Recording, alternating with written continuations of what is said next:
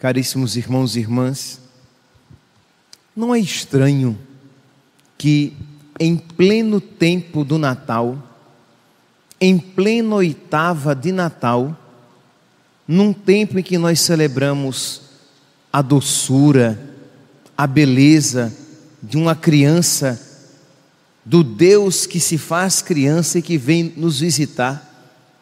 Pois bem, neste tempo de tanta doçura e beleza, nós celebramos uma realidade de tanta dureza, tristeza e crueldade, a matança de crianças.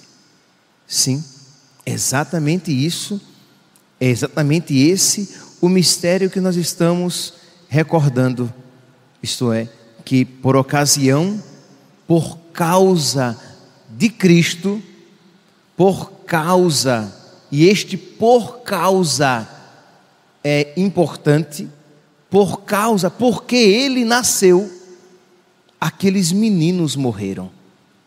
E exatamente porque é por causa disso então que eles são os santos mártires inocentes, porque mesmo sem terem conhecido Cristo, por causa de Cristo morreram.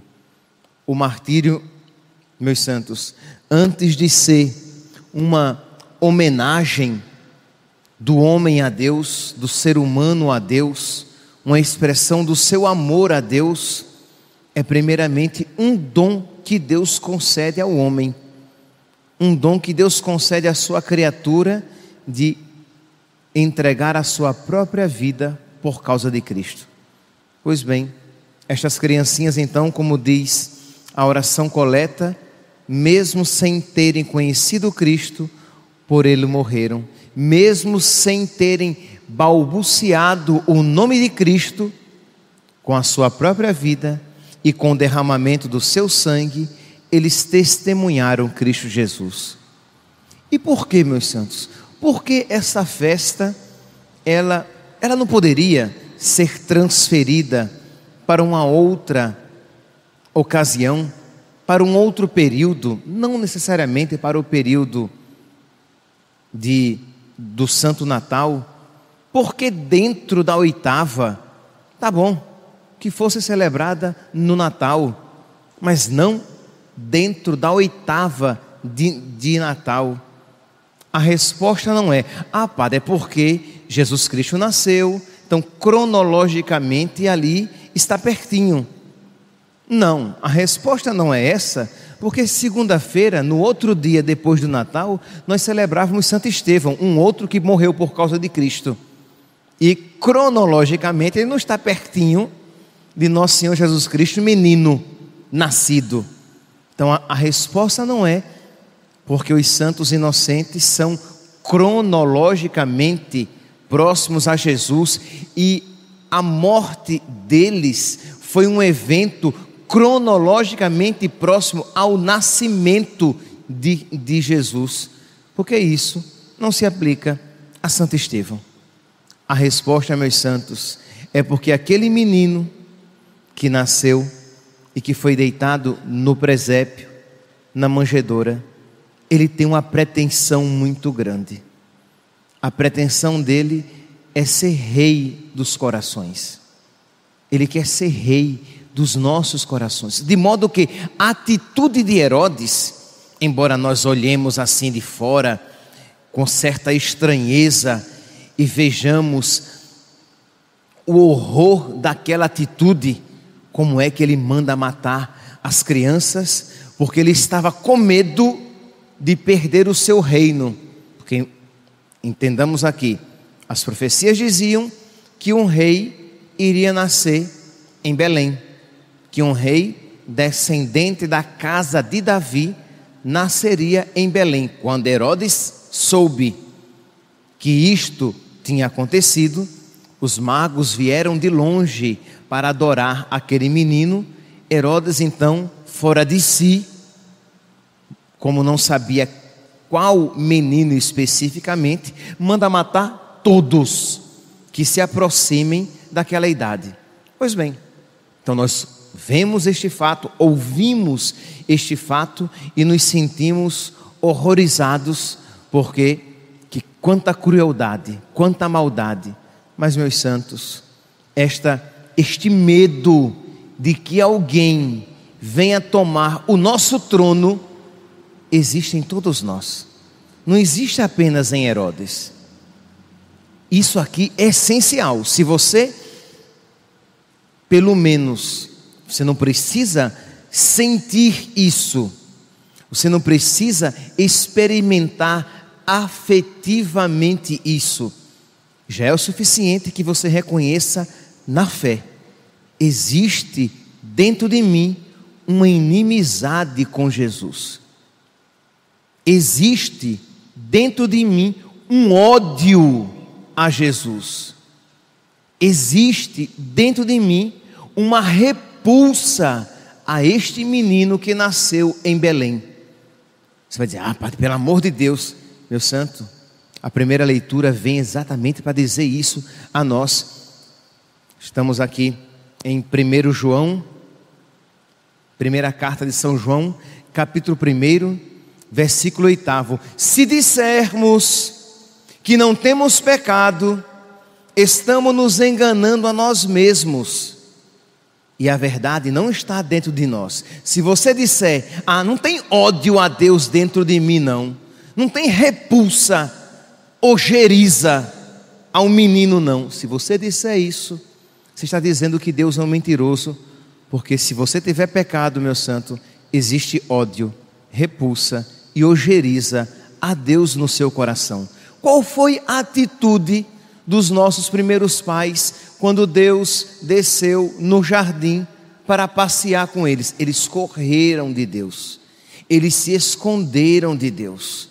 Esta, meus santos, é a atitude que existe em cada coração. Continua então São João: se reconhecermos nossos pecados, então Deus se mostra fiel, bom e justo para nos perdoar os pecados e nos purificar de toda a culpa.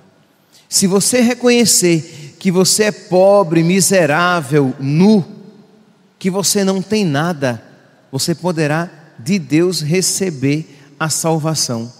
Mas se você, meu santo, diz: não, mas eu não sou assim, não tenho esses pecados dentro de mim, você simplesmente privou Deus de exercer sobre você a misericórdia dele. Ele é Jesus, ele é Deus salva. O seu nome significa isso: Deus salva. E você precisa bater no peito e dizer: Jesus, eu preciso de ti, eu preciso de um Salvador. Infelizmente, Senhor, existe dentro de mim esta revolta.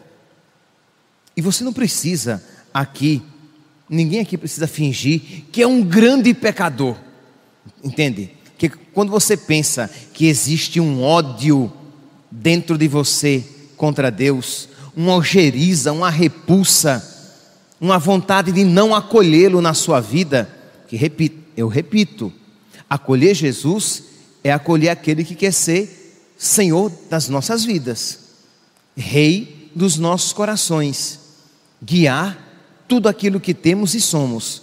Ora, você não precisa pensar que você seja um grande pecador, um estuprador, um assassino, um pedófilo, um prostituto. Você não precisa pensar que você seja essas coisas.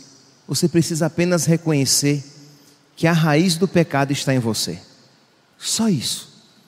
O egoísmo, a preguiça de amar, a desconfiança de Deus, a desobediência, está tudo ali, em germe, pequenininho. Espero em Deus que, já que infelizmente isso está no nosso coração, porque nós somos pecadores, mas que esteja pequenininho.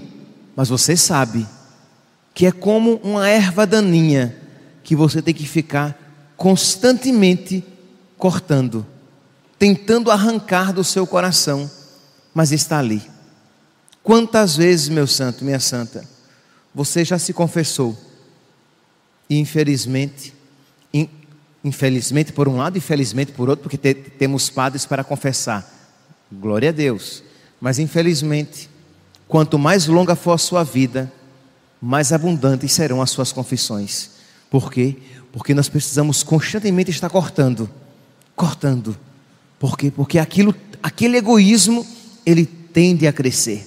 Aquela falta de generosidade a Deus, ela insiste em retornar ao nosso coração. Aquela preguiça de amar e de lutar contra as nossas limitações, as nossas falhas de personalidade e os nossos pecados, eles insistem em continuar voltando. A nossa tendência a desobedecer continua aparecendo. A nossa inclinação a se revoltar contra Deus vira e mexe, ela novamente se manifesta em nós. Nós precisaremos constantemente, durante toda a nossa vida, combater essas realidades presentes no nosso coração, porque constantemente nesta vida nós teremos a tentação, pelo menos, se não estiver em ato presente, culposamente presente na nossa vida, estará como tentação, isto é, de nós não acolhermos Jesus, de nós não recebermos e não aceitarmos sobre nós o seu reinado. Na missa do dia, você sabe que existe a missa da noite, que é chamada também missa do galo, que nós celebramos aqui no dia 24, às 7 da noite. Existe a missa da aurora, com outros textos litúrgicos, com outros textos, orações coleta, textos eucológicos, com outras orações, que geralmente se celebra em torno das 5 da manhã, que é quando o sol começa a nascer, chamada missa da aurora. Geralmente essa missa ela não é celebrada nas paróquias devido ao seu horário, ela é celebrada privadamente. E existe a missa do dia de Natal, que é celebrada em todo o dia 25, que aqui nós celebramos às 7 horas da noite, no dia 25. Pois bem, na missa do dia 25, o evangelho era o de São João, capítulo 1, os versículos iniciais da missa, versículo 1 a 18. E nós ouvimos no evangelho que dizia assim: a luz de Deus brilhou nas trevas, mas as trevas não a aceitaram. A luz de Deus veio, e o que foi que as trevas fizeram? Se retraíram, não a aceitaram, continuam um pouco abaixo. A palavra de Deus estava no mundo, mas o mundo não quis conhecê-la. Ele, referindo-se a Jesus, ele veio para os seus, versículo 11, ele veio para os seus, mas os seus não o acolheram. Entende, meus santos? O mistério do Natal é, por um lado, o mistério da generosidade de Deus, mas por outro lado, da recusa e do fechamento do homem. Peçamos perdão, meus santos. Peçamos de verdade perdão a Deus, porque nós também fomos, infelizmente, nós fazemos parte de Herodes, daquele grupo que tem medo de acolher Jesus. Infelizmente, nós fazemos parte daqueles que não abriram as suas casas para acolher Jesus, não lhe dando lugar em suas casas, em suas salas, porque não havia lugar para ele na casa dos homens. Infelizmente, em nós também existe este medo, este receio, esta desconfiança com o nosso Senhor. Mas, como diz aqui a palavra, e esta é a nossa alegria, se nós disséssemos só isso, nós ficaríamos presos na nossa tristeza, na nossa miséria, na nossa incapacidade de amar, na nossa capacidade de entregar a própria vida a nosso Senhor. Mas se nós reconhecemos que somos pecadores, se nós dissermos: meu Deus, eu sou miserável, eu sou egoísta, eu não te amo de verdade, Ele pode me dar a sua graça e me capacitar a amá-lo e a me doar. Lembra que eu falava no início da missa, no início da homilia, que o martírio, antes de ser uma homenagem de um homem a Deus, é um dom que Deus concede ao homem. Pois bem, se nós reconhecemos que somos pecadores, Ele pode nos conceder a sua graça para que nós o amemos de verdade, o amemos com generosidade e o amemos até o derramamento do nosso sangue, se assim necessário for. Peçamos a nosso Senhor, coloquemo-nos em nossas casas, aqui na igreja, diante do menino Jesus, e lhe supliquemos esta graça. Por um lado, reconhecendo a nossa miséria, por outro lado, confiando na sua misericórdia. Por fim, uma oração que nós podemos durante toda a vida, mas de uma maneira tão especial durante o Natal, que nós podemos repetir, duas jaculatórias, que nós podemos repetir várias vezes, dirigindo, lavando os pratos, digitando um texto em que você está olhando e digitando, dá às vezes para pensar numa coisa e noutra. Senhor Jesus Cristo, Filho de Deus, tende piedade de mim, pecador. É uma oração, por exemplo, que os orientais, eles têm um tipo de terço em que eles ficam repetindo as contas. Senhor Jesus Cristo, Filho de Deus, tende piedade de mim, pecador. Senhor Jesus Cristo, Filho de Deus, tende piedade de mim, pecador.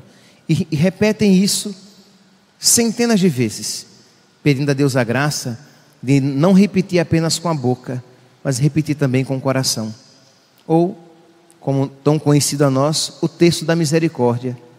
Só essa jaculatória: pela sua dolorosa paixão, tende misericórdia de nós e do mundo inteiro. Reconheçamos-nos, meus santos, reconheçamos-nos necessitados de um Salvador, porque só assim nós poderemos nos alegrar com a sua presença. Louvado seja nosso Senhor Jesus Cristo.